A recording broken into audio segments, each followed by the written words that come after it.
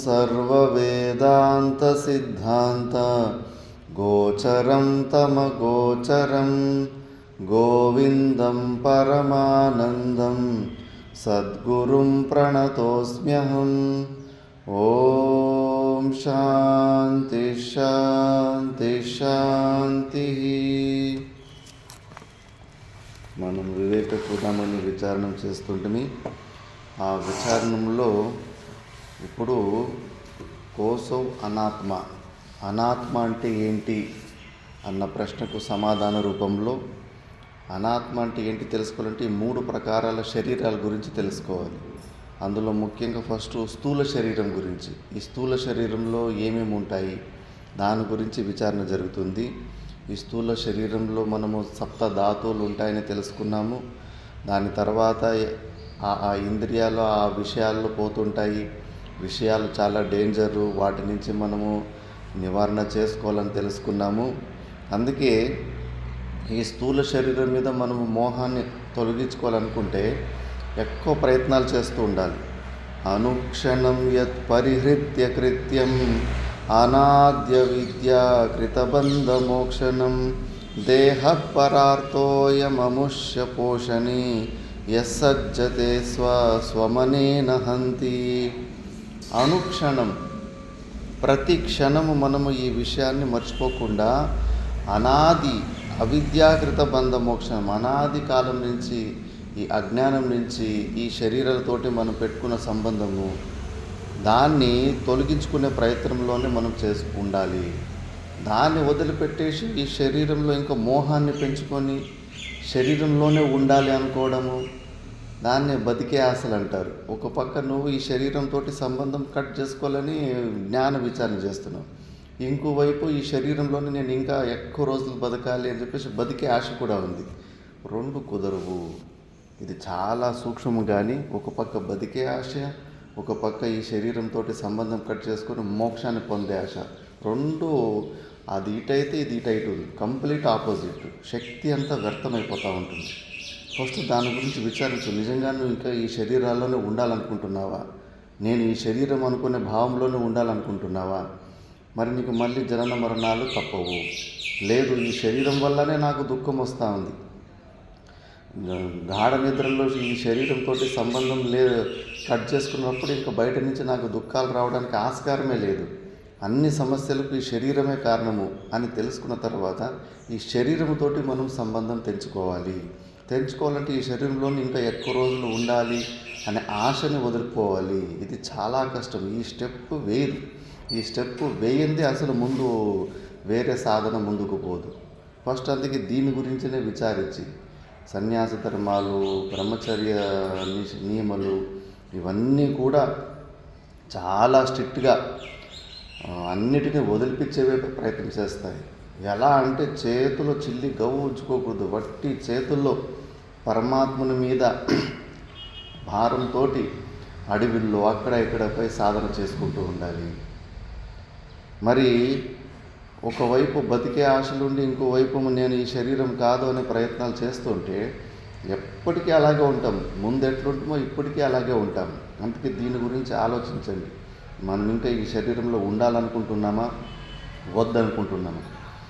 వద్దని అత్యంత వైరాగ్యం వస్తేనే ఏమన్నా ఛాన్సెస్ ఉంటాయి. ఎవరు? శంకరాచార్యులు భగవానుడు వివేక చూడమని ద్వారా శాస్త్రంలో ఉన్న విషయాలు చెప్తున్నారు. శరీర పోషణార్థి సన్ యః ఆత్మానం దిరిక్షతే గ్రాహం దారుదియా ధృత్వా నదిం తర్తుం స ఇచ్చతి. ఎంత పెద్ద మాట అన్నారు. శరీర పోషణార్థి సన్, ఈ శరీర పోషణలోనే ఇంట్రెస్ట్ ఉన్నవాడు వ్యక్తి వాడు మోక్షాన్ని పొందడం అనే మాట ఎంత ఘోరంగా ఉంటుందంటే, గ్రాహం దారుదియ, నదిని ఇటువైపు నుంచి అటువైపు నదిని దాటుకోవాలనుకొని ఒక వ్యక్తి మొసలు ఉంటే కన్నా మొసలిని ఎండిన కట్టి అనుకొని ఆ మొసలి మీద కూర్చొని నదిని దాటాలనుకున్నాడంట. అది ఎంత మూర్ఖత్వం! అది మొసలి గడ్డ మీద ఉంటేనే వచ్చి లాక్కెళ్ళి తినేస్తుంది, ఇంక దాని మీద కూర్చుంటే వదిలిపెడుతుంది నిన్ను. ఆ మొసలి మీద కూర్చొని నదిని దాటాలనుకునే ఎంత మూర్ఖత్వం ఉందో, మనం కూడా ఈ శరీరాన్ని పోషణార్థిస్తాం, శరీరాన్ని మంచిగా పోషించి అన్ని వ్యవస్థలు చేసుకుంటూ ఈ శరీరంలోని ఇంకా ఎక్కువ రోజులు బతికి ఉండాలనే ఆశ కలిగి మోక్షాన్ని పొందాలనే ప్రయత్నం చేస్తే కంప్లీట్ అంతే మూర్ఖత్వము. ధృత్వా నదీం తత్వం సా ఇచ్చతి, అంత మూర్ఖత్వం ఇది. ఈ స్టెప్ గురించి ఎక్కువ ఆలోచించరు. ఏమి నిజంగా ఎందుకు ఉండాలి, రేపటి వరకు ఎందుకు ఈ శరీరంలో బతికి ఉండాలని అనుకుంటున్నా? మోహం కాకపోతే ఇంకేమి శరీరంతో? ప్రతి క్షణము అంత విచారణ చేసి నాకు ఈ శరీరాలకి సంబంధం లేదు, నేను ఈ శరీరాన్ని కాదు, శరీరం ఉన్నా లేకపోయినా నేను ఎప్పటికీ ఉంటాను. ఇంకా ఈ దరిద్రం ఈ శరీరం తోటి లేనిపోని సంబంధం పెట్టుకున్నది దీని దుఃఖాలని నా దుఃఖాలు అయిపోయినాయి. సంబంధం ఎక్కడి వరకు పెట్టుకుంటామో అక్కడి వరకు అక్కడున్న సుఖ దుఃఖాలన్నీ మనమైపోతాయి. భారతదేశము పాకిస్తాన్ దేశము యుద్ధం ఆడుకుంటూ ఉంటాయి. అందులో ఏమన్నా మన సైనికులు ఏమైనా చనిపోతే కన్నా మనకు దుఃఖం వేస్తుంది. ఎందుకంటే అక్కడ దాకా సంబంధం పెట్టుకుందాం మా భారతదేశం అని చెప్పేసి. మరి ఎక్కడి దాకా సంబంధం పెట్టుకుంటే అక్కడున్న సుఖ దుఃఖాలన్నీ మనమైపోతాయి. ఈ శరీరంతో సంబంధం పెట్టుకున్నాం కాబట్టి ఈ శరీరంకు ఉన్న సమస్యలన్నీ మన సమస్యలయ్యాయి. లేకపోతే మనం అప్పుడు ఆనంద స్వరూపులమే. ఈ శరీరంతో మనము దుఃఖ రూపులు అని చెప్పేసి అది కూడా ఎవరు నిర్ణయం ఇస్తున్నారు? మనము కాని మన మనసు బుద్ధులు మనము కానే కాదు, అవి మనకు నిర్ణయం ఇస్తున్నాయి. ఇప్పుడు నువ్వు ఎలాంటి వాడని చెప్పేసి నువ్వు మంచివాడు అయ్యి ఉండి బయట ఎవడో వ్యక్తి వచ్చేసి నువ్వు చెడ్డోడు అంటే కన్నా నువ్వు అసలు దాన్ని సహిస్తావా? పోరా నువ్వు చెడ్డోడు అనుకుంటే అనుకోపో, నాకు తెలుసు నేను ఎంత మంచివాడిని అని చెప్పేసి. అట్లా మనము సచ్చిదానంద స్వరూపులనే స్వరూపులు మనం తెలుసుకొని ఈ మనసు బుద్ధులు ఎప్పుడు నువ్వు ఈ శరీరానివి, నువ్వు పుట్టి సచ్చేటోటివి అని అన్ని అల్పజ్ఞత్వ నిర్ణయాలు ఇస్తూ ఉంటాయి. మనమేమో ఆ మనుషులకే గులాములం అయిపోయినాం, అది ఇచ్చే నిర్ణయాలని నమ్ముతున్నాం. గురువులు శాస్త్రం చెప్తుంది, లేదా నాయన నువ్వు ఆనంద స్వరూపుడు ఉన్నావు, నీకు అసలు దుఃఖం అనేది లేనే లేదు, నిన్ను ఈ పాంచభౌతిక వస్తువులు అసలు టచ్ కూడా చేయలేవు, ముట్టుకొని కూడా ముట్టుకోలేవు, అనవసరంగా ఈ శరీరంతో సంబంధం పెట్టుకుని దానికున్న సుఖ దుఃఖాలు నీకున్నట్టు అనిపిస్తున్నాయి. అందుకే ఫస్ట్ బతికే ఆశను వదిలిపెట్టండి. నేను 70 నుంచి 75 మంది జీవన్ముక్త పురుషులు చరిత్ర చదివాను. ఎన్ని సాధనలు చేసినా లాస్ట్ మూమెంట్కి చేసి సాధనలు అలసిపోయి ఇంకా బతికేదే వేస్ట్, నాకు ఇంకా ఈ జన్మే వద్దు అని ప్రాణం తెంచుకోవాలని ప్రయత్నం చేసినప్పుడు వాళ్ళకి ఆ జీవన్ముక్తి స్థితి దొరికింది. అంటే అప్పటి వరకు ప్రాణం మీద బతికే ఆశ ఉన్నంతసేపు వాళ్ళకి దొరకలేదు. ఆ బతికే ఆశను కూడా ఎప్పుడైతే వదులుకున్నారో అప్పుడు వాళ్ళకి మోక్షము దొరికింది. ఇదే చెప్తా అంటాను. ఒకవైపు నీ యాక్షన్లు చూస్తే ప్రతిరోజు ఈ శరీరాన్ని సంరక్షించుకునే ప్రయత్నాల్లోనే ఉండవు. ఇంకోవైపు నేను శరీరం కాదు ఊరికి ఒట్టి మాటలు ఎన్ని వింటే ఏం ప్రయోజనం? అవి ఏమి రెండు ఆపోజిట్లో ఉన్నాయి. ముందు ఆ శరీరంలోనే ఎక్కువ రోజులు ఉండాలి, శరీరంలో ఉండాలనే ఆ కోరికను చంపేసుకో ఫస్ట్. మనకు అవసరం లేదు, ఈ శరీరం అవసరం లేదు, మనసు బుద్ధులు అవసరం లేదు. ప్రతిరోజు గాఢ నిద్రలో మనకు తెలుస్తుంది ఇవన్నీ లేకపోయినా కూడా మనం ఉంటాం, పరమానందంగా ఉంటాం. ఏ దుఃఖాలు మనల్ని టచ్ కావు. ఇది మన స్వరూపం కాదు, ఈ శరీరం మన స్వరూపం కాదు. దీంతో పెట్టుకున్న సంబంధమే అన్ని దుఃఖాలకు మూల కారణం. శరీరం అంటే సుఖదుఖ భోగాయతనం. సుఖము దుఃఖము కూడా మనకు రావాలంటే ఈ శరీరం ద్వారానే వస్తుంది. శరీరం లేకపోతే అసలు మనకు సుఖదుఖాలు టచ్ కూడా కాలేవు, మన స్వరూపంలోనే ఉంటాము. ఇది బాగా ఆలోచించాలి. ఒక బతికే ఆశను వదిలిపెట్టేయాలి. మోహం ఏవ మహామృత్యు ముముక్షోర్వపురాదిషు మోహో వినిర్జితో ఏన సముక్తి పదమర్హతి. మోహ ఏవ మహామృత్యు, మోహమే మహామృత్యు. మనిషి చనిపోయేటప్పుడు ఎంత భయపడతాడో, ఎంత నొప్పిని అనుభవిస్తాడంటే, సహస్ర వృశ్చిక దష్ట, 1000 తేళ్ళు ఒక్కసారి కరిస్తే ఎంత నొప్పి వేస్తుందో అంత నొప్పి వేస్తుందంట మనిషి ప్రాణం వదిలిపెట్టేటప్పుడు. ఎందుకంటే మనం ఈ శరీరంతో పెట్టుకున్న మోహమే. అదే జ్ఞానులకు, జీవన్ముక్త పురుషులకు ఇంకా తొందరగా ఈ శరీరం రాలిపోతే చాలని చెప్పేసి మంచి పద్మాసనలు వేసుకొని ఓం హర్ తత్ సత్ అని చెప్పేసి లేదా హర్ హర్ మహాదేవ్ అనుకుంటూ ప్రాణాన్ని వదిలిపెట్టేస్తారు. హాయిగా ఆనందంగా వదిలిపెట్టేస్తారు. వాళ్ళకి ఎందుకు ఆ నొప్పి కలగడం లేదు, వాళ్ళకి ఆ మోహం లేదు, ఈ శరీరం మీద మోహం లేదు. కానీ మిగతా వాళ్ళకు ఈ శరీరం మీద విపరీతమైన మోహం ఉంటుంది. ఆ మోహ ఏవ మహామృత్యు, ఆ మోహమే నొప్పేస్తుంది. ఇప్పుడు ఎవరిదన్నా ఒక చాలా జీవితం అంతా కష్టపడి ఒక ఇల్లు కట్టుకో ఉంటాడు. ఆ ఇల్లు ఏదో మంటలో ఇంట్లో అగ్గి ఏదో గ్యాస్ సిలిండర్ పేరు ఏదో ఒకటి అగ్గి యాక్సిడెంట్ అయిపోయి మొత్తం కాలిపోయిందని కేవలం వార్త వింటే చాలు హార్ట్ అటాక్ వచ్చేస్తుంది. ఎంతోమందికి కష్టపడి ఏదో సైటు ఇల్లు కొనుక్కో ఉంటారు. దాని తర్వాత తెలుస్తుంది అది ఫ్రాడ్ అయిపోయింది, ఆ సైటు వాడిది కానే కాదు, ఒకే సైటుని 4-5 మంది కమాయించుకున్నాడని తెలిసిపోయిన తర్వాత ఆ వార్త వింటేనే రక్తం కక్కుతారు. మోహం బయటున్న వస్తువులు కదా, వాటి మీద మనకున్న మోహము, నాది మనది పెట్టుకున్న మోహం మనకు అంత దుఃఖాన్ని, మనకు మృత్యునిచ్చేస్తుంది.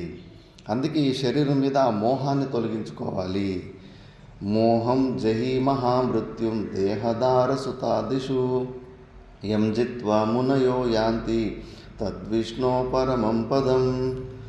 మోహం జహి, మీ మహామృత్యు రూపంలో ఉన్న ఈ మోహాన్ని తొలగించుకో. ఎక్కడెక్కడ దేహం మీద, దార భార్య, సుతాదిషు పిల్లల మీద, భార్య పిల్లల మీద, ఈ శరీరం మీద ఫస్ట్ ఈ మోహాన్ని తొలగించుకో.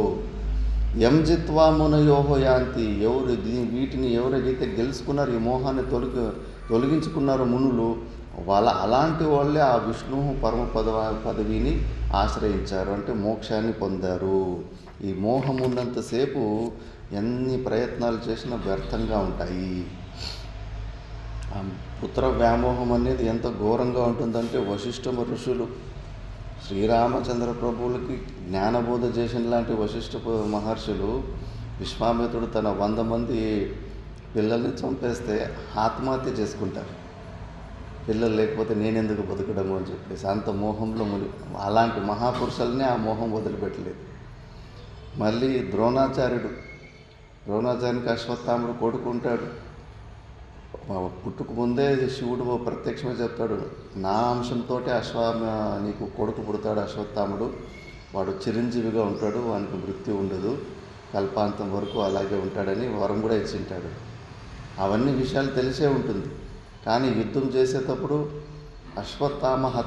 అశ్వత్థాముడు చనిపోయినాడు అని యుధిష్ఠిరుడు చెప్పినప్పుడు ఆ వార్త విని యుద్ధం మధ్యలో ధ్యానంలోకి వెళ్ళి దివ్య దృష్టితో చూసుకోవాలి, నా కొడుకు ఏమిడని రథం మీద ధ్యానంలో కూర్చుంటాడు. అప్పుడు దృష్టద్యుమ్నుడు వచ్చేసి తల కత్తిరించేస్తాడు. మోహం, పుత్రుని మీద ఉన్న మోహము, అది తెలుసు చిరంజీవి వాడిని ఎవరు చంపలేరు, కల్పాంతం వరకు వాడు అలాగే ఉంటాడు, ఈశ్వరుని ప్రసాదం అని తెలిసి కూడా పుత్రుని మీద ఉన్న మోహాన్ని, ఆ విషయాన్ని మర్చిపోతాడు. మోహం ఎక్కువ ఉంటే కనుక మనము సమ్మోహాత్ స్మృతి విభ్రమ, మర్చిపోతారు. జ్ఞానం కూడా తెలిసిన జ్ఞానం కూడా మర్చిపోతారు. అంత ఘోరంగా ఉంటుంది పరివారం మీద, పిల్లల మీద. మరి మనకు శరీరం కింద బయటనే అంత మోహం ఉంటే ఇక శరీరం మీద మోహం ఉండదా? అందుకే ఫస్ట్ బయట ఉన్న లేయర్లన్నీ తొలగించుకొని మొత్తం మొబైల్ కాంటాక్ట్లు అన్నీ వదిలిపెట్టేసి, ఇంకా నాకు నా ఇంటి వాళ్ళకి ఏమీ సంబంధం లేదని కొన్ని రోజులు ఉండి చూడండి. అప్పుడు తెలుస్తుంది వాళ్ళ మీద ఉన్న మమకారం ఎంత ఉంది అని చెప్పేసి. చెప్పినా కూడా సాధకులకు చెప్తూ ఉంటాను, ఇంటి నుంచి ఎలాగో సన్యాస మార్గానికి వచ్చినారు, ఆ ఫోన్లు పెట్టుకుంటే ఏమీ ప్రయోజనం లేదు. ఫోన్లు చేస్తూ ఉంటారు, వాళ్ళు అక్కడ ఉంటారు, ఇక్కడ ఉంటారు, నీకు అసలు ఆ మమభావం పోతుంది, నా వాళ్ళన్న భావం. నేను 2014లో మొబైల్ వదిలిపెట్టాను. అంతకుముందు 6 సంవత్సరాలు ఎట్లా ఇంటి వాళ్ళు కనుక్కొని ఫోన్లు చేయడము, లేదా వాళ్ళు వచ్చి కలవడము అవన్నీ చేస్తుంటారు. దాని తర్వాత ఇంక హిమాలయాల వైపు పోయినప్పుడు ఒకసారి ఫోన్ చేసేసి ఇంకా ఫోన్ కూడా వాడను, హిమాలయాల వైపు వెళ్తున్నాను, అసలు నేను బతికినా సచ్చినా ఇంకా అంతే, ఏంటి ఇంకా మర్చిపోండి అట్లా అని చెప్పేసి మొదటిసారి ఫోన్ వదిలిపెట్టాను. ఎప్పుడైతే ఫోన్ అంతకుముందు వాళ్ళు మాట్లాడుతున్నా నాకేం వాళ్ళ మీద మోహం ఏం లేదు అనిపిస్తుంటే, ఆ ఫోను ఇంకా కట్ అయిపోయింది. ఇంక జీవితంలో వాళ్ళు సచ్చినారు బతికినారనే విషయం నాకు తెలియదు, నేను సచ్చినారు బతికిన విషయం వాళ్ళకు తెలియదు అని ఇలా వచ్చినప్పుడు మనసు ఎంత ఆలోచిస్తుందో తెలిసిన. అయ్యో 2-3 నెలలకే బతికినారో చచ్చిపోయినారో, ఎన్నో ప్రభు ఏ కష్టాల్లో ఉన్నారో ఏమో, విపరీతంగా ఒక 2 సంవత్సరాలు వాళ్ళ గురించినే ఆలోచిస్తూ ఉంటుంది. అప్పుడు అర్థం, అబ్బో నాకు ఏమి వాళ్ళ మీద మోహం లేదనుకుంటే కానీ ఎంత విపరీతమైన మోహం ఉంది అని. అందుకే అప్పుడు అనిపించింది, ఓహో సన్యాస నియమాలు ఎందుకు ఇంత కఠోరంగా పెడతారంటే, ఏ జాగాలో పుట్టింటామో ఆ పుట్టిన జాగా నుంచి ఎంత దూరం ఉండాలంటే అక్కడున్న పక్షి కూడా ఇక్కడికి రాకూడదు. అంటే కొన్ని వేల కిలోమీటర్ల దూరంలోకి వెళ్ళిపోవాలి పుట్టిన స్థలాల నుంచి. పరిచయం ఉన్న వ్యక్తులు కానీ ఎవరు కొత్త ప్రపంచానికి వెళ్ళాలి, లేకపోతే మనకు తెలియదు. మనోళ్ళు మమభావం పోతుంది. ఈ మొబైల్లో వచ్చేసి ఇంకా సత్యనాశం చేసేస్తాయి. సన్యాసం నుంచి ఇంటి నుంచి బయటకు వచ్చినా కూడా ఏమీ ప్రయోజనం అవడం లేదు. ఇంట్లో ఉన్నట్లే ఉన్నారు అంతే. ఫోన్ల ద్వారా ఇక్కడున్న ఇన్ఫర్మేషన్ అక్కడ పోతూ ఉంటుంది, అక్కడ ఇక్కడ పోతూ ఉంటుంది. ఎప్పటికీ పోతుంది మమభావం. ప్రాక్టికల్గా శాస్త్రం చెప్పిన విధానంలో ఫస్ట్ దాన్ని వదిలిపెట్టి ప్రయత్నం చేస్తుడు. మళ్ళీ మెల్లమెల్లగా వేదాంతం వింటూ ఉంటే అప్పుడు పోతుంది ఆ మోహం. ఒక 2-3 సంవత్సరాలు టైం తీసుకుంటుంది. తర్వాత ఇప్పుడు బెంగళూరులోనే ఆ ఇంటి ముంగిటిని ఒక 6-7 సార్లు తిరిగింటాం. కానీ వాళ్ళెవరో నేనెవరో, నాకు వాళ్ళకు సంబంధమే లేదు. అట్లా అయిపోయింటుంది. ఎవరు అందరూ తల్లులాగానే కనిపిస్తారు, అందరూ తండ్రుల్లాగానే కనిపిస్తారు. అట్లా మమభావాన్ని తొలగించుకోవాలంటే ఫస్ట్ శాస్త్రం చెప్పినట్టుగా ఫస్ట్ ఫోన్లు కట్ చేయండి.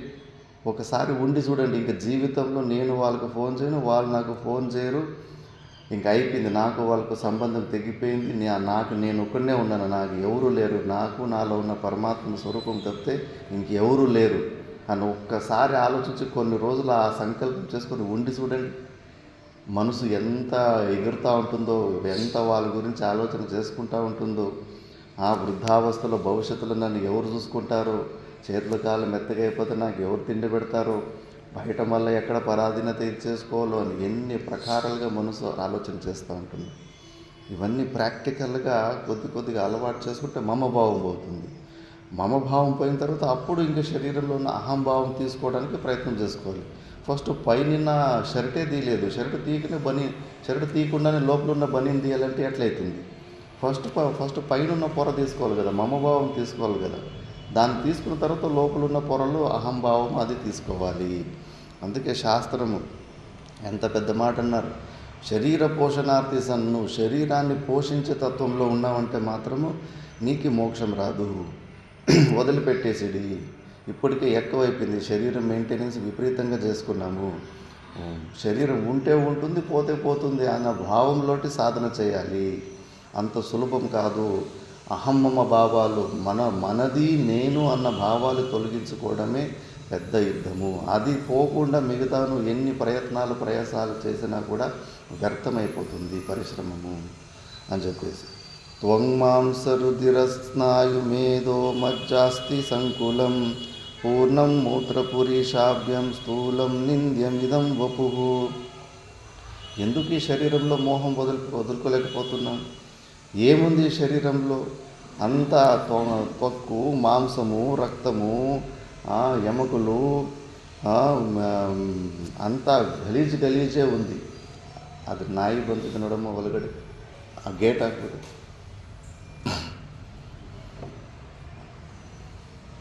అంత గలీజే ఉన్నాయి ఈ శరీరంలో. వేరేటోళ్ళ చర్మము కట్ చేసి కింద పడితే దాన్ని ముట్టుకుంటామా? వేరేటోళ్ళ రక్తం ముట్టుకుంటామా? వేరేటోళ్ళ ఎముకలు ముట్టుకుంటామా? ఇంకా మలమూత్రాలు చూస్తే స్మెల్ వస్తేనే తట్టుకోలేకపోతాం. వేరేది అంత గలీజు ఈ శరీరంలో. ఎప్పుడు డస్ట్బిన్. ఇప్పుడు మీకు క్యారీ బ్యాగ్లోకి ఎవరన్నా మలము క్యారీ బ్యాగ్లోకి వేసి చేతిలో పట్టుకుంటామా? చీచీ తూతుదు అంటాం. రోజు పొట్టలో ఆ మలమూత్రాలను పట్టుకొని తిరుగుతూ ఉన్నాం. విచారణ చేస్తా లేదు ఎంత గలీజు శరీరంలో ఇరుక్కున్నాము. ఈ శరీరం మీద మోహం ఎందుకు పెట్టుకున్నాము? ఒక్క ఐటమ్ లేదు మంచిది. అంతా అన్ని రంధ్రాలను గలీజే బయటకు వస్తూ ఉంటుంది. ఇలాంటి దుర్గంధమైన ఈ శరీరము స్థూలం నింద్యం ఇదం వపుహు. ఇది నిందకు గురి కావాల్సిన శరీరం. ఇది ప్రతి ఒక్క విషయము నిందించాల్సిన ఉదయం ఈ శరీరంలో ఏది ఒక్కటి లేదు మంచిది. ఇది ఇలాంటి శరీరం మీద ఎందుకు మోహం పెట్టుకోవాలి అని. మళ్ళీ పంచీకృతేభ్యో భూతేభ్య స్థూలేభ్య పూర్వకర్మణ సముత్పన్నమిదం స్థూలం భోగాయతనమాత్మనః అవస్థా జాగరస్తస్య స్థూలార్థానుభవో యతః. ఇది పంచభూతాల పంచీకరణముతోటి వచ్చిన శరీరం, ఇది స్థూల శరీరము. పూర్వకర్మల ద్వారా పూర్వజన్మలో చేసుకున్న పుణ్య పాప కర్మల వల్ల మనకి శరీరం వచ్చింది. సముత్పన్నమిదం స్థూలం భోగాయతనం. ఈ శరీరము సుఖ దుఃఖాలు అనుభవించడానికి ఇది ఆయతనం, ఇది ఆశ్రయం అన్నమాట. ఈ శరీరం లేకపోతే మనకు సుఖం లేదు, దుఃఖం లేదు, న్యూట్రల్గా పరమానంద స్థితిలో ఉంటాము. మళ్ళీ దీని స్థూల శరీరం ఒక అవస్థని జాగ్రత్త అవస్థ అంటారు. అవస్థ జాగరస్తస్య స్థూలార్థానుభవో యతః. ఈ స్థూల శరీరానికి జాగ్రత్త అవస్థనే ముఖ్యంలో ఎక్కడ స్థూల శరీరం అనుభవిస్తూ ఉంటాము. బాహ్యేంద్రియై స్థూల పదార్థ సేవాం స్రక్చందనశ్రాది విచిత్ర రూపాం కరోతి జీవ స్వయమేతదాత్మన తస్మాత్ ప్రశస్తిర్వపుషోస్య జాగరే. బాహ్యేంద్రియై స్థూల పదార్థ సేవ. అంత బాహ్యేంద్రియాల ద్వారా స్థూల పదార్థాలని అనుభవిస్తూ ఉంటుంది. స్రక్కు, చందనము, స్రక్ అంటే పూలమాలలు, చందనము, స్త్రీ ఆది విచిత్ర ఏమేమైతే భోగ్య వస్తువులు ఉంటాయి వీటినన్నిటిని కూడా జీవు రూపంలో అనుభవిస్తూ ఉంటాడు స్థూల పదార్థాలు. స్వయమేతద్ ఆత్మన తస్మాత్ ప్రశస్తిర్వపుషోస్య జాగరే. అందుకే ఈ స్థూల శరీరానికి ముఖ్యంగా జాగ్రత్త అవస్థలోనే ముఖ్యంగా ఈ స్థూల శరీరం ఒక భానం ఎక్కువ ఉంటుంది. 3 అవస్థల్లో 3 శరీరాల భానం ఉంటుంది, కానీ ఎక్కువ జాగ్రత్త అవస్థలు స్థూల శరీరం మీదనే ఎక్కువ కాన్సెప్ట్ ఉంటుంది.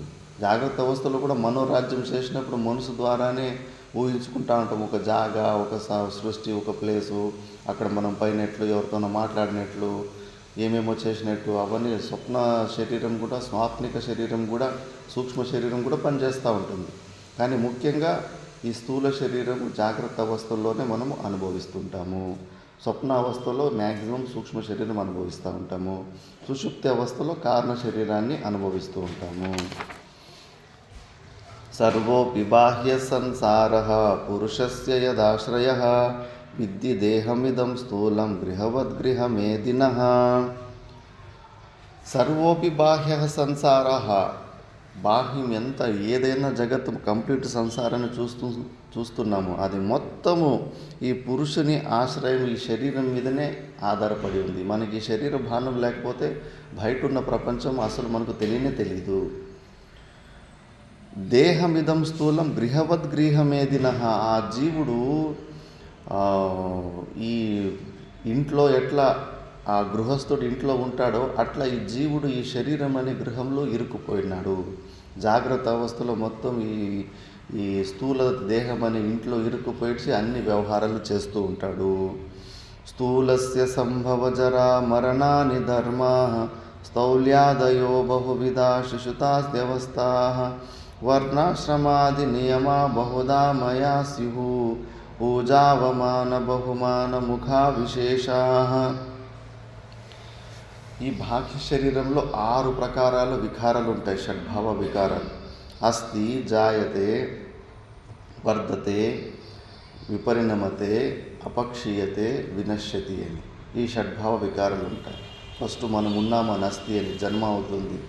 జాయతే, అస్థి అంటే మనం ఉన్నాం, దాని తర్వాత జన్మ. జాయతే, వర్ధతే, పెరుగుతూ పోతూ ఉంటాం. మళ్ళా పరిణామం అవుతూ ఉంటాం. మళ్ళీ అపక్షీయతే, 50 సంవత్సరాలు అయిన తర్వాత మళ్ళీ శరీరము తగ్గుతూ పోతూ ఉంటుంది.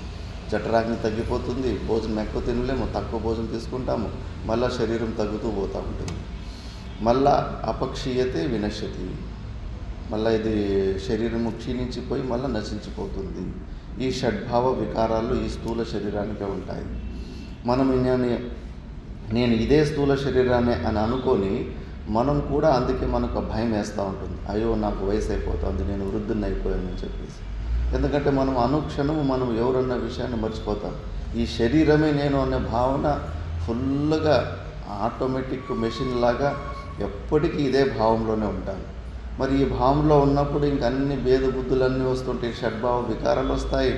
వర్ణాశ్రమాది నియమ బహుధామయా, వర్ణాశ్రమ నేను బ్రాహ్మణుని, నేను క్షత్రియుని అని మళ్ళీ ఇంకా మనుషత్వంలోనే అది భేదం వచ్చినప్పుడు ఇంక మనుషత్వం లోపల ఇంకా ఎక్స్ట్రాడినరీ భేదులు. వాడు ముట్టరాదు, వాడు లోపలికి రాకూడదు, వీడు బయటకు పోకూడదని లేనిపోనివన్నీ భేదాలు సృష్టి చేసుకున్నాము అవన్నీ. మళ్ళీ పూజ అవమాన బహుమాన ముఖాహ, కొంతమంది మర్యాద ఇస్తుంటారు, అప్పుడు హాయిగా అనిపిస్తుంటారు. కొంతమంది అవమానాలు చేస్తూ ఉంటారు, అప్పుడు దుఃఖం అనిపిస్తూ ఉంటుంది. ఇలా ఎన్నో ప్రకారాలైన బయట నుంచి మనస వాచ కర్మలకు సుఖ దుఃఖాలు అనుభవిస్తూ ఉంటుంది. స్థూల శరీరం ద్వారా జీవుడు ఇలా అనుభవిస్తూ ఉంటాడు. మళ్ళీ ఇంకేమున్నాయి స్థూల శరీరానికి సంబంధించినవి?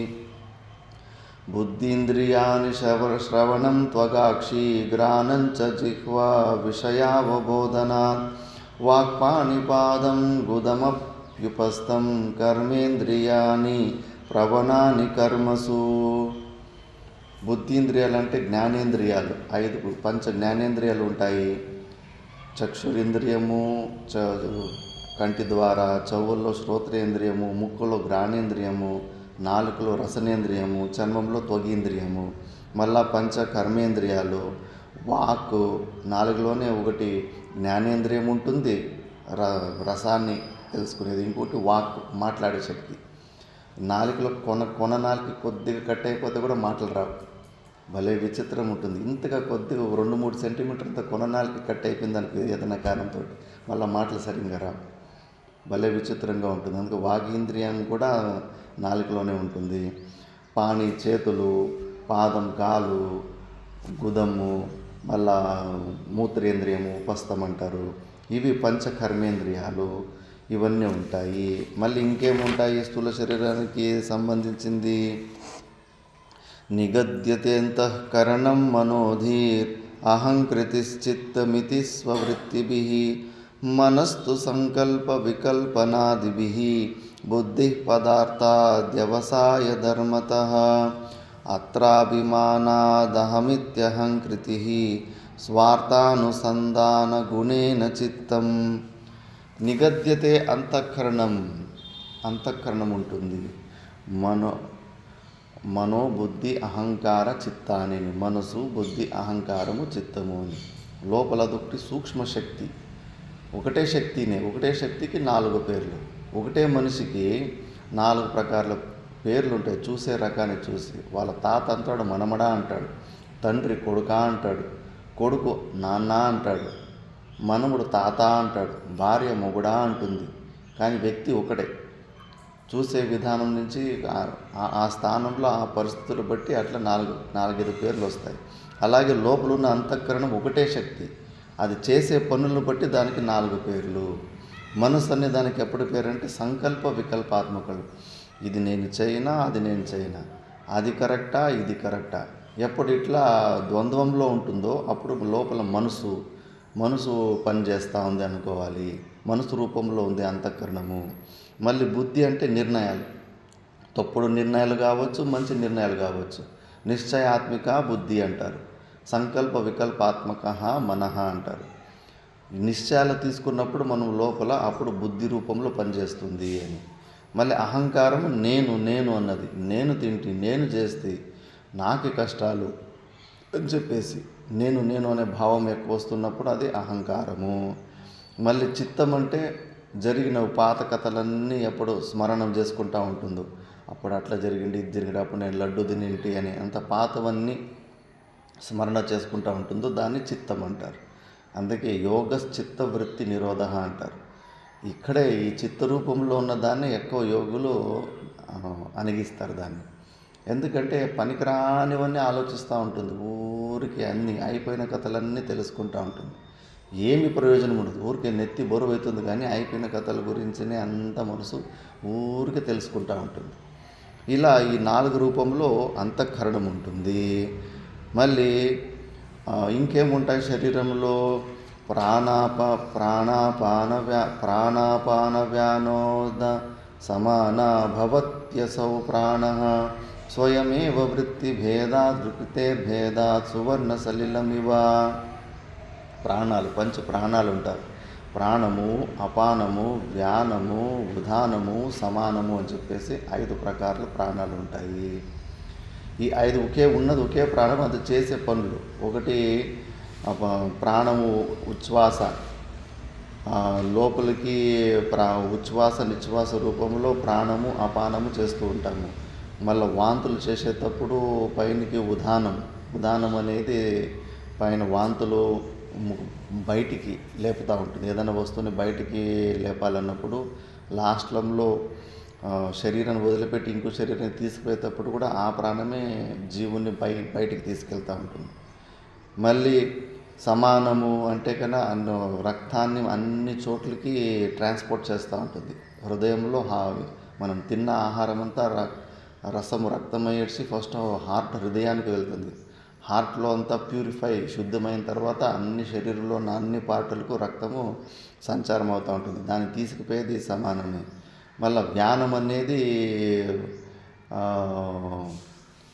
అపానంలో కూడా అంతే, అపాన వాయువు అంటారు. వ్యానం అంటే ఎక్కువ బరువులు ఎత్తినప్పుడు ప్రాణాన్ని కాసేపు ఆగిపోతుంది. అది ఆగిపోయినప్పుడు స్థిరంలో ఉన్నప్పుడు ఎక్కువ బరువు ఎత్తగలము. ఎక్కువ మాట్లాడుకుంటూ ఉంటే పని తక్కువ చేస్తాం. మాట్లాడకుండా సైలెంట్గా ఉండి పని చేస్తే ఎక్కువ చేయగలము. అలా చేస్తుంటుంది. అపానం అంటే ఇంకా కింద మల విసర్జనము, మూత్ర విసర్జనానికి కిందకి చేస్తూ ఉంటుంది. ఉదానము బయటికి వాంతులు దీన్ని తీసుకోవడానికి బయటికి ఏదైనా క్రియలకి ఆ ప్రాణం పనిచేస్తూ ఉంటుంది. ఇట్లా అది చేసే 5 పనులకు 5 పేర్లు వస్తాయి. ఇప్పుడు ఇది స్థూల శరీరం గురించి మనము విచారణ చేసుకున్నాము. ఇప్పుడు సూక్ష్మ శరీరం. ఇప్పుడు శిష్యుడు అడిగిన ప్రశ్న అనాత్మ అంటే ఏంటి అని. అనాత్మలో మనకు 3 శరీరాలు ఉంటాయి: స్థూల శరీరము, సూక్ష్మ శరీరము, కారణ శరీరము. ఇప్పుడు స్థూల శరీరం గురించి బాగా విచారణ చేసుకున్నాము. ఆ స్థూల శరీరం నుంచి మోహాన్ని తెంచుకోవాలనేది కూడా చేసుకున్నాము. ఆ స్థూల శరీరం వల్లనే బయట ఉన్న విషయాలు అనుభవించి దుఃఖం వస్తుందనే విషయం తెలుసుకున్నాము. ఇప్పుడు సూక్ష్మ శరీరం గురించి స్టార్ట్ చేస్తారు. వాగాది పంచ, శ్రవణాది పంచ, ప్రాణాది పంచాభ్రముఖాని పంచ, బుద్ధ్యాద విద్యాపి చ కామకర్మణి పుర్యష్టకం సూక్ష్మ శరీరమాహు. వాగాది పంచ, శ్రవణాది పంచ, కర్మేంద్రియాలు, పంచ శ్రవణేంద్రియాలు, పంచ ప్రాణాదులు, మళ్ళీ పంచ ప్రాణాది పంచ అభృఖాని పంచ మహాభూతాలు, బుద్ధ్యాది విద్యాపిచ కామకర్మాని పుర్యష్టకం సూక్ష్మ శరీరమాహు. టోటల్ 17 సెట్ ముఖ్యంగా తీసుకుంటారు. ఇంకా పంచభూతాలు అనేది అన్నిటిలోనూ ఉంటాయి కాబట్టి 5 జ్ఞానేంద్రియాలు, 5 కర్మేంద్రియాలు, పంచ ప్రాణాలు, మనసు, బుద్ధి, ఈ 17 సెట్ ఉంటాయి సూక్ష్మ శరీరంలో. ఈ 17 సెట్ని మనము సూక్ష్మ శరీరం అంటారు. ఇదం శరీరం శృణు సూక్ష్మ సంగీతం లింగం త్వపంచీకృతభూత సంభవం సవాసనం కర్మ ఫలానుభావకం స్వజ్ఞానతో నాదిరుపాదిరాత్మనః. దీన్నే సూక్ష్మ శరీరం అంటారు. లింగ శరీరం అంటారు. లింగం అంటే ప్రతీకము. శివలింగం అంటే శివుని ప్రతీకము అని, సింబల్ అని చెప్పేసి. స్త్రీలింగం అంటే కన్నా స్త్రీ ఒక ప్రతీకము, పుల్లింగం అంటే పురుషుని ఒక ప్రతీకము అని. అలాగే ఈ లింగ శరీరం అంటే ఇది శరీరానికి ఇది ప్రతీకము, ఈ 17 సెట్ ఉండేది అని చెప్పేసి. ఇది మళ్ళీ దేని ద్వారా ఉత్పన్నమవుతుందంటే అపంచీకృత పంచమహాభూతాలు. పంచమహాభూతాలు మనం తెలుసుకున్నాం. మిక్స్ కాకముందు కూడా పంచమహాభూతాలు ఉంటాయి. ఆకాశము, వాయు, అగ్ని, జలము, పృథివీ. అవి మిక్స్ కాకముందు కూడా సూక్ష్మ తన్మాత్రలు అంటారు. మిక్స్ అయిన తర్వాత దాన్ని పంచమహాభూతాలు అంటారు.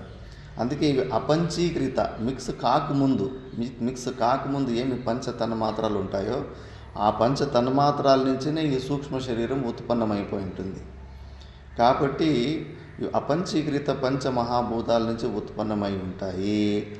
మళ్ళా పూర్వజన్మలో చేసుకున్న పుణ్యపాప కర్మానికి అనుసారంగా స్వ అజ్ఞానత, తన స్వరూప జ్ఞానం నిజమైన సచ్చిదానంద స్వరూపం అనే విషయాన్ని మర్చిపోయేసి అనాది రూపాదిరాత్మన, అనాది కాలం నుంచి మనము ఈ సూక్ష్మ శరీరంలోనే ఇరుక్కుంటాము. మన నిజమైన స్వరూపము స్థూల శరీరంలో ఎక్కువ ఉండదు, లోపల ఈ సూక్ష్మ శరీరంలోనే ఇదే మన నిజమైన స్వభావం. ఇక్కడే మనం చేసుకోవాలి. మనం ఎవరు అన్నది మనము ఒంటరిగా ఉన్నప్పుడు, రూమ్లో ఉన్నప్పుడు, ధ్యానంలో కూర్చున్నప్పుడు మనకు ఎలాంటి విచారాలు వస్తున్నాయి, దేని మీద ఎక్కువ మనసు ఆలోచిస్తుంది అనేది అదే మన స్వభావమై ఉంటుంది. ఇదే మా లోపల ఉన్న సూక్ష్మ శరీరం. ఇక్కడ ఏమన్నా రిపేర్లు చేసుకుంటే ఏదన్నా మోక్షం ద్వారం తెరుస్తుంది. స్వభావాలు మారాలి, చాలా కష్టం ఉంటుంది. మా గురుగారు చెప్తారు, చాలామందిని 40-50 సంవత్సరాల నుంచి చూసినారు. ఇంటి నుంచి బయటకు వచ్చినప్పుడు పుట్టుకతోటే కొన్ని స్వభావాలు వచ్చి ఉంటాయి. ఒకడు తమో గుణిలాగా ఉంటాడు, ఒకడు రజోగుణిలాగా ఉంటాడు, ఒకడు సత్వగుణిలాగా ఉంటాడు. ఈ రజోగుణిలాగా ఉన్న వ్యక్తి ఎప్పుడూ ఓవర్ యాక్టివిటీ, ఏదో ఒకటి యాక్టివిటీలో ఉంటాడు. ఎప్పుడూ ఇంకోరిని కంట్రోల్ చేయాలని చూస్తాడు. తను స్వతంత్రంగా ఉన్నాడు, ఇంకోని కూడా స్వతంత్రంగా ఉంచుడు. ఈ రజోగుణి వెంబడ జీవించడం ఎట్లా అంటే, మంచి ఎండలో వేడి వేడి ఇసుకలు చెప్పులు లేకుండా నడిస్తే ఎంత బాధగా ఉంటుందో అంత బాధగా ఉంటుంది ఈ రజోగుణులు. ఊరికెంతో కూర్చోలేడు, ఎవరినో ఒకరిని కంట్రోల్, ఎవరో జుట్టు పెట్టుకొని కంట్రోల్ చేయాలని చూస్తూ ఉంటాడు. ఎందుకంటే ఆ రజోగుణం, రాక్షస గుణం అట్లా చేస్తూ ఉంటుంది. మళ్ళీ ఇంకో వ్యక్తి హింస పడుతున్నాడంటే అసలు లెక్కే ఉండదు, సావనీలే, దుఃఖం అనుభవించలే అని చెప్పేసి అంత క్రూరంగా ఆలోచిస్తూ ఉంటాడు. ఇలాంటి రజోగుణులు ముఖ్యంగా పుట్టినప్పుడు ఎట్లా స్వభావం ఉంటుందో, సచ్చే వరకు వాళ్ళ ఎచ్చుతకు 40 సంవత్సరాలు వేదాంత శ్రవణం చేసిన తర్వాత కూడా చాలామంది ఎవరు మారలేదండి, మా గురుగారు అంటుంటారు. అందుకే మనలో ఉన్న పుట్టు గుణాలని మనం మార్చుకోవడం అనేది అంత ఈజీ పని కాదు. ఎవరో లక్షకొకరు గురువులకి సమర్పణ చేసుకొని, ఓహో నాలో ఉన్న ఈ దుర్గుణాల ద్వారానే నాకు దుఃఖం ఎక్కువ వస్తుంది, నేను మారాలి. ఎందుకంటే నాలో ఉన్న గుణాలకు అనుకూలంగా నేను పరమానంద స్థితిని అయితే పొందలేదు, కాబట్టి నేను కరెక్ట్ కాదు. ప్రతి మనిషికి నేను కరెక్ట్ అనేది ఒకటి రాంగ్ ఫీలింగ్ వస్తుంది. ఇదే చాలా విచిత్రం, అంటే విచిత్రం. ఎక్కడన్నా కానీ గొడవలు కానీ ఏమన్నా కానీ ప్రతి ఒక్కడికి నేను కరెక్ట్గానే ఉన్న వాడే రాంగ్, ఎదుటిగా ఉన్నవాడే రాంగ్ అనిపిస్తుంది, ప్రతి ఒక్కరికి అనిపిస్తూ ఉంటుంది. ఇదే విచిత్రము. ఎవడో మహా కష్టి ధీరుడు ఉన్నవాడే అబ్బా నాది తప్పు అని వానికి అనిపిస్తూ ఉంటుంది, నాదే తప్పు అని చెప్పేసి వాడే ధీరు పురుషుడు. లేదు, ఎప్పుడు నేనే కరెక్టు వాళ్ళే రాంగ్ అని అనిపిస్తూ ఉంటుంది కదా, ఇది రజోగుణం. ఇది అస్సలు ఒప్పుకోడు, ఓటమి ఒప్పుకోడు. మళ్ళీ నువ్వు పరమానందంగా లేవు, మళ్ళీ నువ్వు కరెక్ట్ అని రెండు అనుకుంటే ఎట్లా? నువ్వు కరెక్ట్ అని నువ్వు అనుకుంటే నువ్వు పరమానంద స్థితిలో ఉండాలి, శాంతంగా ఉండాలి, జీవన్ముక్త పురుషుడు అయి ఉండాలి. ఆ జీవన్ముక్తి ఆనందము లేదు, ప్లస్ నువ్వు నేను చాలా మంచోని, నేను కరెక్ట్ మనిషిని నువ్వు అనుకోవద్దు. నువ్వు కరెక్ట్ మనిషి, నిజమైన కరెక్ట్ వ్యక్తి మంచి మనిషి అయితే నువ్వు ఆనందంగా ఉండాలి. మరి నువ్వు ఆనందంగా ఉండలేకపోతున్నావు అంటే కన్నా నువ్వు మంచి మనిషివి కాదు.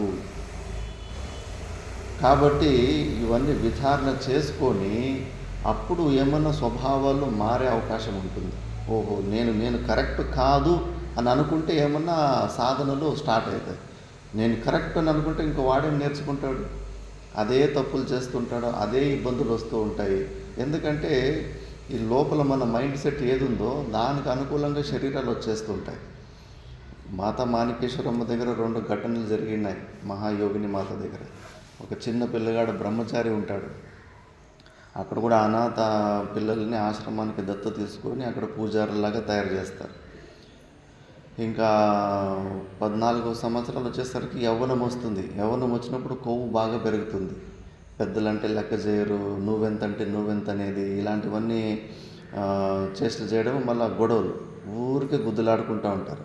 ఆ కోడలు గుద్దులాడుకుంటూ ఉంటాయి కదా, అట్లా ఊరికే గుద్దులాడుకుంటూ ఉంటారు. వాడు మళ్ళీ ఇంకా చెడు అలవాట్లు కూడా నేర్చుకున్నాడు.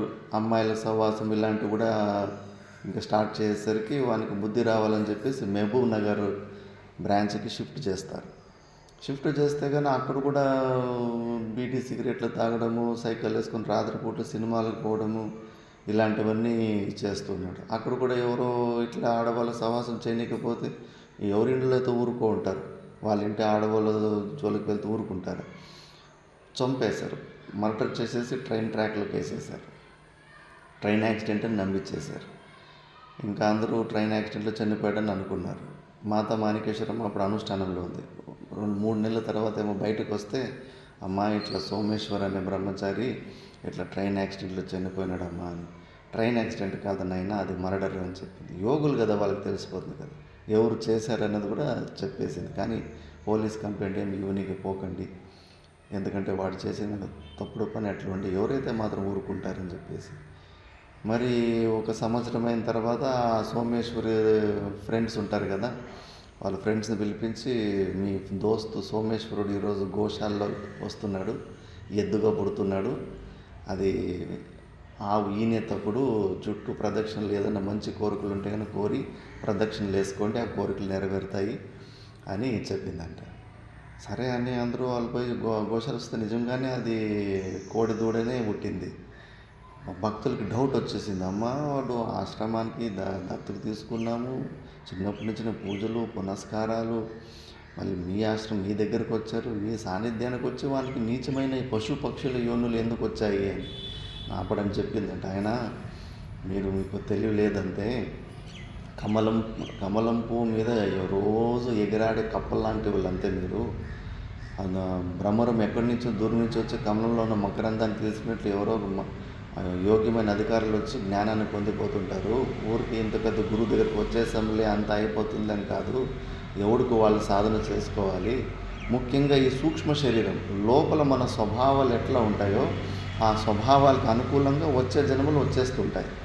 వాడికి ఆ వయసులో ఏముంది, మైండ్ స్వభావము ఫైటింగ్ చేసుకోవాలని, శారీరక బలం చూపించుకొని ఫైటింగ్లు చేసే గుణం ఒకటి, అమ్మాయిల సవాసం. ఇంకా కోడిదూడకి ఏం చేస్తుంది, ఈ రెండు పనులే కదా.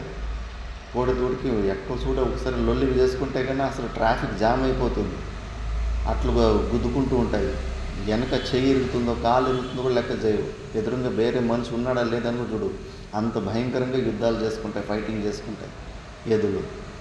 మళ్ళీ అమ్మాయిల స్వభావం, అలాంటి దుర్వాసన ద్వారా అలాంటి శరీరం వచ్చేస్తుంది. అందుకే లోపల ఉన్న స్వభావాల గురించి ఆలోచించుకోండి. ఏమవుతుందో లేదని పనికిరానివన్నీ ఆలోచన చేసుకుంటా ఉంటే ఏమి కాదనుకుంటాం. మనం ఏమి ఆలోచన చేస్తుంటామో, ఏ విషయాల్లో ఎక్కువ మనకు ఆసక్తి ఉంటుందో అలాంటి శరీరాలు వచ్చేస్తూ ఉంటాయి. మళ్ళీ ఆశ్రమము డబ్బులు నుంచి వాడు పెరిగి పెద్దదయ్యాడు, ఆశ్రమానికి రుణి అయిపోయాడు. పొలాలు ఉన్నాయి, అక్కడ దున్నడానికి ఏముంది, ఎక్కడ మనం రుణంతో ఏది ప్రపంచంలో ఫ్రీ అనేది ఏమీ లేనే లేదు. ఎంత పరిశ్రమ చేసామో అంతే తినగలం, లేకపోతే ఎక్కడెక్కడ కావాలో అక్కడెక్కడ రుణం అయిపోయి ఉంటుంది. వాళ్ళ ఇండ్లకు పోయి కుక్కగా పుట్టో, ఎద్దుగా పుట్టో, కొడుకుగా పుట్టో, ఎక్కడో ఇలాగ పుట్టి మనం బాకీ చెల్లించుకోవాల్సింది. నువ్వు జ్ఞానాన్ని పొంది మోక్షాన్ని పొందలేకపోతే అన్ని చోట్ల రుణానుబంధం అయిపోతుంది. కాబట్టి వీడు ఆశ్రమానికి రుణపడిపోయినాడు, దున్నడానికి ఏంటి అని. నేను ఉన్నప్పుడు కూడా ఉండే అది. మళ్ళీ ఇంకో వ్యక్తి అక్కడ పటేల్ రామరెడ్డి అని మంచి సేవలు చేసుకో ఉంటాడు, చాలా అంటే చాలా పెద్ద సేవలు చేసుకో ఉంటాడు. చేసుకుంటే ఆయన కూడా మళ్ళీ చనిపోయినప్పుడు ఇంకా లోపల ఉన్న వాసనలు ఎలా ఉన్నాయో తెలియదు కదా, స్వభావాలు చేంజ్ చేసుకోలేదు. ఆవుగా పుట్టేసిండు. ఆవుగా పుట్టేస్తే మళ్ళీ అమ్మ యోగిని అమ్మ చెప్పింది, చూడు నాయన, ఈయన పటేల్ రామరెడ్డి కొన్ని కారణాల వల్ల ఆవు జనం ఎత్తి ఉన్నాడు, ఆశ్రమమే ఆయనకు రుణపడి ఉందంట. అంత పెద్ద సేవలు చేశాడు కాబట్టి ఆయన ఏ పూల మొక్కైనా తినచ్చు, ఏ పంటనైనా మేయచ్చు, దాన్ని కొట్టకూడదు, తోలకూడదు. కొట్టినా తోలినా నన్ను కొట్టినట్లే అని చెప్పిందంట. అది మనుషుల మధ్యనే ఎక్కడ కావాల్సిన మంచిగా హాయిగా మేసుకొని, అలాగే ఆ రుణం ఎంత తినే రుణం ఉందో అంతసేపు తిని, ఒకరోజు చెరుకు రసం తీస్తూ ఉంటే అక్కడ చెరుకు రసం పోయి తాగడం ఎక్కువ చేసింది. ఇంకా అమ్మ తోలొద్దు కొట్టొద్దు అని చెప్పింది. ఇంకా విపరీతంగా తాగి పొట్ట ఊది ఇంక ప్రాణం వదిలిపెట్టేసింది. అట్లా చాలా జాగ్రత్తగా ఉండాలి. మన లోపల ఉన్న స్వభావం ఏంటి అని చెప్పేసి, దేని గురించి ఎక్కువ ఆలోచిస్తున్నాము. అలాంటి శరీరం మంచి సాధకులకే అట్లా మిస్టేక్ అయిపోయి అలాంటి ఆవులను, అంత మంచి సేవ చేసిన వ్యక్తికి ఆవు జన్మ వచ్చింది. జడభరతుని గురించి మనం వినలేదా, ఎంత పెద్ద సాధకుడు, అంత పెద్ద సాధకుడు లాస్ట్ మూమెంట్లో ఆ జింక గురించి చింత చేసి మంచిగా సాధన చేసుకుంటూ ఉంటాడు. నదిలో ఒకరోజు స్నానం చేయనీకని పోతే అది ఒక గర్భిణీ జింక వస్తుంది. జింక వచ్చేది వెనక దాని పూలు ఏదో తొరంకొని వస్తూ ఉంటే భయానికి ఆ నదిలో దుంకుతుంది, నదిలోనే బిడ్డను ప్రసవించేస్తుంది జింక. ఇంకా అప్పటిదానే పుట్టిన జింక పిల్లను చూసి అయ్యో పాపం తల్లి ఆ నీళ్ళలోనే పడి చనిపోతుంది. అయ్యో పాపం అని కనికర వచ్చేసి ఆ జింకను తెచ్చుకొని సాక్కొని దాన్ని కొంచెం పాలు అవి ఇచ్చుకొని మళ్ళీ గడ్డి తినిపించి ఇంకా దానితోటి బంధం అయిపోయింది.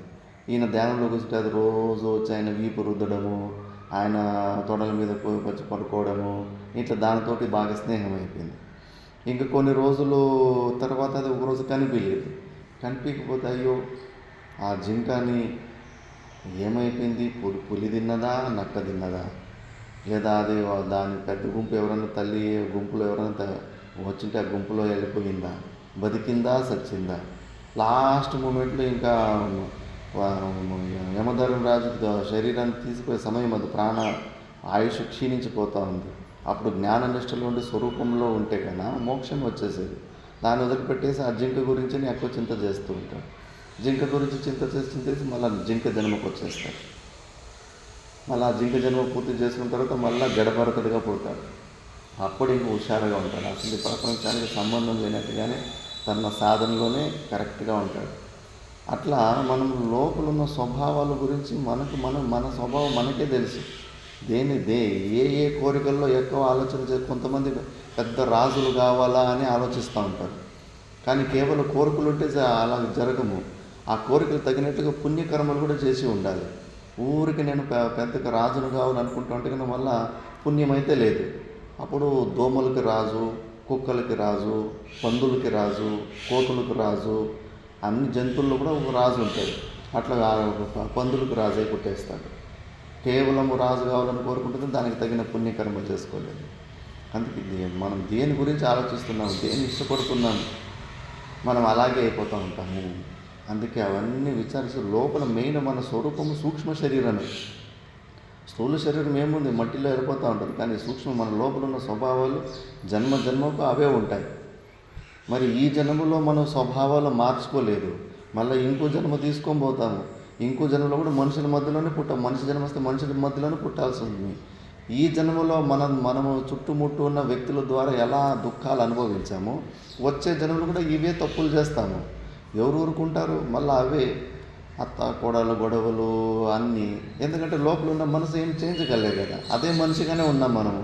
ప్రపంచము అట్లే ఉంటుంది, అదే ప్రపంచము, మనము అదే వ్యక్తి, మళ్ళీ అవే సమస్యలు. పునరపి జననం పునరపి మననం. అందుకే లోపల ఉన్న మన స్వభావాలను మనము చేంజ్ చేసుకోవాలి. నాలో తప్పు ఉంది, నేనే తప్పు అని అనుకునేవాడు నిజమైన సాధకుడు. ఎప్పుడు ఎదుటివాడే తప్పు అనుకునేవాడు దుష్టుడు, రజోగుణ ప్రధానంగా ఉంటాడు. నాదే తప్పు అని లోపల తిరిగి చూసుకునేటవాడు నిజమైన సాధకుడై ఉంటాడు. అందుకే ఈ సూక్ష్మ శరీరం గురించి, ఎందుకంటే ఇది అనాది కాలం నుంచి మనం ఈ సూక్ష్మ శరీరంలోనే ఉన్నాం. అదే మన స్వభావం. ఇది ఇక్కడ మనము ఏదన్నా రిపేర్లు చేసుకుంటే ఈ జన్మలో మోక్షాన్ని పొందకపోయినా వచ్చే జన్మలో కూడా మనం ఇలాంటి మనస్తత్వంతో పుడతాము. ఇప్పుడు మనం ఏ సమస్యలకి అంటకుండా జీవించేది నేర్చుకుంటే వచ్చే జన్మలో కూడా మళ్ళీ అంటకుండానే జీవించే అదే మెంటాలిటీ ఉంటుంది. అందుకే ఇక్కడే ఎక్కువ సాధన చేసుకోవాలి. మళ్ళీ స్వప్నో భవత్యస్య విభక్త్యవస్థా స్వమాత్రశేషేణ విభాతి యత్ర స్వప్నే తు బుద్ధి స్వయమేవ జాగ్రత్ కాలీన నానా విధవాసనాభిః కర్త్రాదిభావం ప్రతిపద్య రాజతే యత్ర స్వయం జ్యోతిరయం పరాత్మ. ఈ సూక్ష్మ శరీరానికి ముఖ్యంగా స్వప్నోభవతి అస్య విభక్త్యవస్థ. స్వప్నావస్థ ముఖ్యంగా మనం సూక్ష్మ శరీరం గురించి విచారణ చేయడానికి అనుకూలంగా ఉంటుంది. ఎందుకంటే అప్పుడు స్థూల శరీరం సంబంధం ఉండదు. స్వప్నంలో కేవలం మనసు బుద్ధులే ఉంటాయి. మనసు బుద్ధులే కొత్త ప్రపంచాన్ని సృష్టించుకొని కంప్లీట్ సూక్ష్మ శరీరమే ఉంటుంది స్వప్నంలో. ఈ స్థూల శరీరం అసలు సంబంధం లేకుండా ఉంటుంది. కాబట్టి ఈ సూక్ష్మ శరీరానికి స్వప్నావస్థే కరెక్టు. స్వప్నేతు బుద్ధి స్వయమేవ జాగ్రత్త కాలీన నానావిధ వాసనాభిః కర్త్రాది భావం ప్రతిపద్య రాజతే. ఈ సూక్ష్మ శరీరము జాగ్రత్త అవస్థలో కూడా ఉంటుంది, సుషుప్త అవస్థలో కూడా ఉంటుంది. కాకపోతే ఈ జాగ్రత్త అవస్థలో అనేక విషయాల్లో అనేక ప్రకాశాలు ఉండడం వల్ల ఆ సూక్ష్మ శరీరం గురించి సపరేట్గా మనము చెప్పుకోలేము. ఇప్పుడు నక్షత్రాలు పగలు కూడా ఉన్నాయి, రాత్రిపూట్లు ఎక్కడున్నాయి నక్షత్రాల పైన అక్కడే ఉన్నాయి నక్షత్రాలు. కేవలం సూర్య కిరణాలు వచ్చేసరికి నక్షత్రాలు ఆకాశంలో ఉన్నప్పటికీ అవి కనిపించవు. సూర్యుని ప్రకాశం వెలుతురులో ఆ నక్షత్రాలు కూడా మనకు కనిపించవు, లేకపోతే పొగలు కూడా ఉండే ఉంటాయి నక్షత్రాలు. అలాగే జాగ్రత్త అవస్థలో మన చక్షు కళ్ళులో ఉన్న ప్రకాశము, సూర్యుని ప్రకాశము, ఇవి 2-3 ప్రకాశాలు ఉండేసరికి లోపల ఉన్న సూక్ష్మ శరీరము గురించి సరిగ్గా విచారణ చేయడానికి కష్టంగా ఉంటుంది. అందుకే స్వప్న అవస్థలో అయితే మన కళ్ళు కూడా పనిచేయవు, కళ్ళు కూడా మూసుకొని పడుకో ఉంటాము, సూర్యుని వెలుతురు కూడా ఉండదు. కాబట్టి లోపల ఏదైతే మనము కొత్త సృష్టించుకున్నామో, అక్కడ అన్ని వస్తువులు చూసుకుంటున్నామో అదన్నీ కూడా కేవలము సూక్ష్మ శరీరంవే. ఆ సూక్ష్మ శరీరము స్వప్నావస్థలోనే తెలుసుకోవడానికి మంచి ఆస్కారం ఉంటుంది. అందుకే మన ఆత్మస్వరూపము జ్యోతి స్వరూపం అని చెప్పడానికి స్వప్నావస్థనే ఎక్కువ తీసుకుంటూ ఉంటారు. జాగ్రత్త అవస్థలో కూడా మనము ప్రకాశ స్వరూపము నిరూపించవచ్చు, కానీ జాగ్రత్త అవస్థలో సూర్యుని కిరణాలు మన కళ్ళు 2 ఉన్నాయి. అందుకే ఈ ప్రకాశాల్లో మిక్సప్ అయిపోతుంది. కాబట్టి స్వప్నావస్థలో మాత్రము ఇవి లేకుండా కూడా మనము అన్ని వస్తువులను చూస్తూ ఉంటాము, అన్ని వస్తువులు చూసే సామర్థ్యం ఉంటుంది అని సూక్ష్మ శరీరం గురించి చెబుతున్నారు. మళ్ళీ మిగతాది మనము నెక్స్ట్ క్లాస్లో చూద్దాం. ఓం పూర్ణమద పూర్ణమిదం పూర్ణాత్ పూర్ణముదచ్యతే పూర్ణస్య పూర్ణమాదాయ పూర్ణమేవావశిష్యతే. ఓం శాంతి శాంతి శాంతి.